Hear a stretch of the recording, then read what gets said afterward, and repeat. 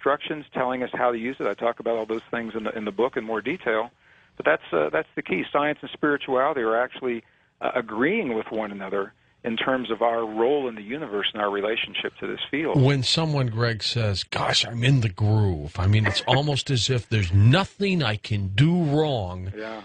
Is that being tapped into the matrix again as well? I think it is, George, and it goes to the core of where we find ourselves in the West today. I mean, where did we learn to feel the feelings of the things that we don't want in our lives, rather than the simplicity of feeling what it would be like as if those things were already there? That's a big question.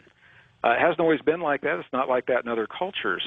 But when we lost the words that we rely upon to tell us who we are in the universe, in our case, in the Western Judeo-Christian traditions, they were edited out of the text that we trust.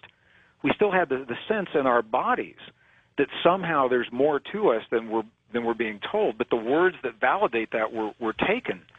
So we began to feel powerless and separate and in lack in our world, and that simply isn't the case in other cultures, and that's the disconnect between going into a monastery in Tibet, for example, and into a laboratory in Denver, Colorado. So I'm not going to say if, because it's already happening, as we learn to marry the best of our science that tells us how things work, the mechanism, with the wisdom of our past that tells us how to apply those mechanisms in our lives, I believe that's a lot of what this time in history is about. And I think what's happening, George, is we're pushing ourselves to the point in science and technology, through war, through disease, and all the things that are threatening our survival, that we've got to figure this out. We've got to come full circle with science and spirituality and marry them into a greater wisdom to survive our time in history. And I think that's what this is all about. All right, let's go west of the Rockies. You're on Coast to Coast with us. Hi there. Hi there. This is such a wonderful program. This is all the beliefs that I have lived so many years. And I wanted to ask Greg, I had a brain tumor from birth, probably, or at least got it in my infancy to the age of 45. And I'd had many it's actually called a meningioma, so it isn't actually always referred to as a brain tumor because they're not malignant.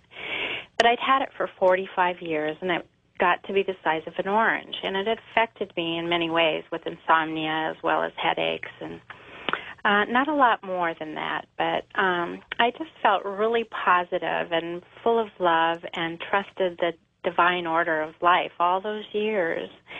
And then when I never have a cold or flu, and I still don't. But and once I had brain surgery, when we found it, afterwards I went back to work. I did body work, massage for a living, and I went back to work 2 months after 10 hours of major brain surgery, and we got all the tumor out. And I just couldn't stay in joy. In other words, I felt joyful going back to work, and I just couldn't stay in it. The pain and the fatigue, and I suppose the area, they said, probably changed my personality. What I'd like to ask is, how can I get that back when there's a possibility of damage or just the trauma from the surgery or the exposure in the hospital, the entities possibly? Sure. What's your name? My name is Cheryl. Cheryl, well, first I want to thank you for calling tonight. And Thank you. There's so many things to what you're talking about, but there is a history and a precedent for any kind of major surgery for a period of time for people to feel, in a sense, a change in personality and a shift in their ability to emote, sometimes go into a deep depression. Yes. It's a bit of a mystery in the medical community. They will typically chalk it up to a non-physical. In their minds, if the surgery is successful, you're done. They were done, too. And there's another component to that. What I will say is that in the last 2 years, scientific articles have proven that every organ in our body, including organs that were believed to not be able to regenerate cells, organs and heart tissue, have been proven to be able to regenerate themselves. So I wouldn't be so much concerned about whether or not there was damage and something can't be repaired. We also know that we all carry stem cells, and those stem cells literally are just waiting for a signal to direct them to the place in the body. My dear friend Dr. Bruce Lipton has been on this program many times. Many times. Yeah, and he and I co-present all over the world together, and our work overlaps, but this is what we're talking about. What I really want to say to you is the love that you're talking about doesn't happen in the brain, and that's the interesting thing. Our heart is where love occurs, and what scientists have found, Cheryl, is that our hearts actually have their own neural tissue, their own brain tissue, brain-like tissue in the heart, that our hearts have a memory. And this is the power of emotion, heart-based emotion.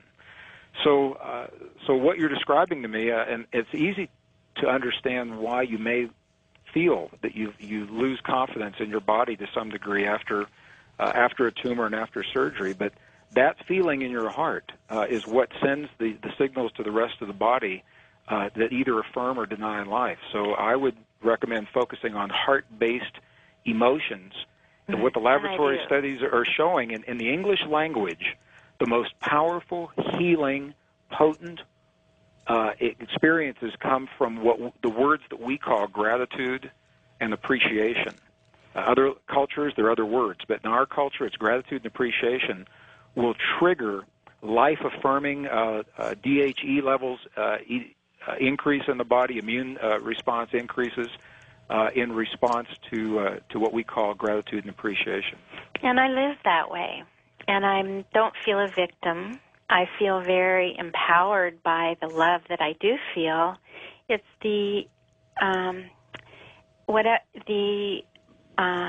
like the depression or the whatever it is in my brain that I can't seem to bring the joy back into my heart. You know, I can't laugh like I used to. How long ago was your surgery? It was in '94. '94. Well, I'm not a medical doctor, and I don't know everything there is to know about what's happening with you specifically. What I can say is what the studies have shown, what the research has shown, and what I've actually had direct experience with personally, and also through loved ones, is what I'm sharing. That those experiences are heart-based emotions.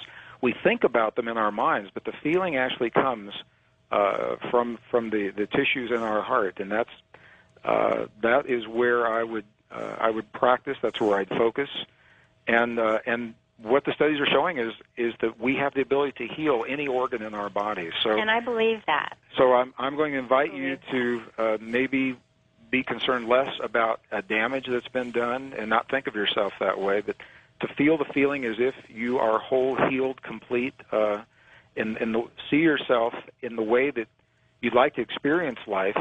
We have what are called mirror neurons, and the mirror neurons in our brains are what allow us to experience in our body what it is that we visualize in our imagination and feel in our hearts. So you can do a Google on mirror neurons and find out how they work and some of the practices and exercises that will help you to use those in your body. Great. Thanks for calling. Next up, let's go to our east of the Rockies line. You're on Coast to Coast. Hi there. Hello, this is David. How are you doing? Fine. Hey, David. It's good to hear your voice. Where are you, David? Yes, I am from Superior, Wisconsin. Right, first, George, I wanted to ask you and your guests also if you guys had ever heard of an author, or if you ever had him on the program, Eckhart Tolle.